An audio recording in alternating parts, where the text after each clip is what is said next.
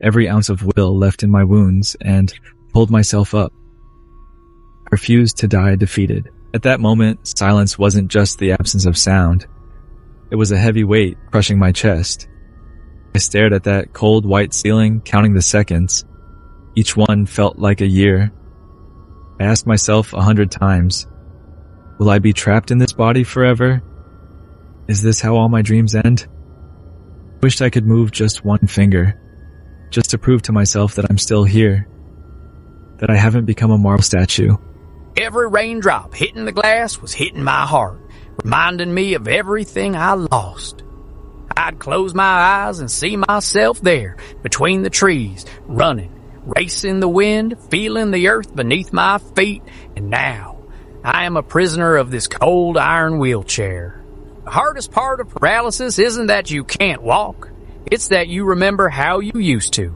Depression is when your soul wants to fly, but your body refuses to move.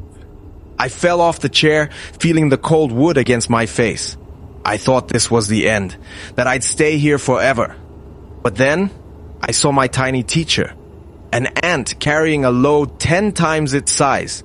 It fell and got back up. It fell and got back up. It didn't complain. It didn't cry. It didn't say, I am helpless. I looked at it and said, if this tiny creature refuses to be defeated by gravity, how can I accept being defeated by my fate? I turned this dark basement into a battlefield between me and my disability. I tied myself with ropes and pulled, feeling the pain tearing through my muscles. But that pain was the most beautiful feeling, because it told me I was still alive. I fell, I bled, my hands were wounded, but every wound revived my spirit. I screamed into the darkness, not today, pain, not today, defeat. Pain became the fuel burning the fear inside me. The ground in that park was shaking beneath my feet, as if it was getting to know me again. The first step felt like a miracle. The second felt like death from the pain.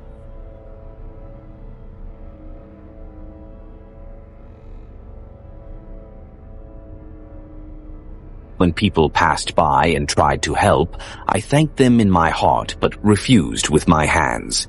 I had to prove to the broken Adam that he could still stand alone. Falling in the dirt tasted like dignity, and rising from it was a declaration of a new birth.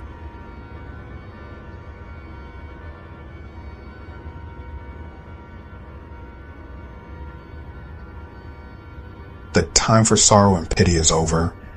I threw that wheelchair into the furthest corner. It has no place in my future. I packed my bag, tied my ropes, and looked in the mirror with a focus I've never known before. I didn't see someone who used to be paralyzed. I saw a warrior ready to face his greatest fears. The mountain that used to terrify me became my goal. It was time to go there and face the beast within. And here, between heaven and the abyss, was the decisive moment. My foot slipped, and I felt fear trying to swallow me. I was hanging by a thin thread between life and death. I felt the coldness of the rock and the heat of my boiling blood. I closed my eyes, remembered every second of helplessness in the hospital, and screamed with all my might, "You won't break me today, mountain."